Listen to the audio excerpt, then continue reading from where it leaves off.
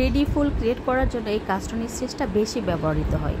আমার কাছে প্রথম এই সেলাইটা অনেক কঠিন মনে হতো। যখন আমি এটা নিয়ে কাজ করা শুরু করলাম মনে হচ্ছে যে এটার থেকে সহজ সেলাই আর একটিও নেই। আপনারাও করেন, দেখবেন যে এটা অনেক সহজ। ক্রিয়েটিভিটি করতে হলে আপনাকে একটু কষ্ট করতে হবে, হয়তো বা সেলাইটা একটু সময় সাপেক্ষ, কিন্তু আপনি যদি একটু ধৈর্য নিয়ে করেন তাহলে সেলাইটা অনেক সুন্দর হবে। সবাই প্র্যাকটিস করবেন এই সেলাইটা।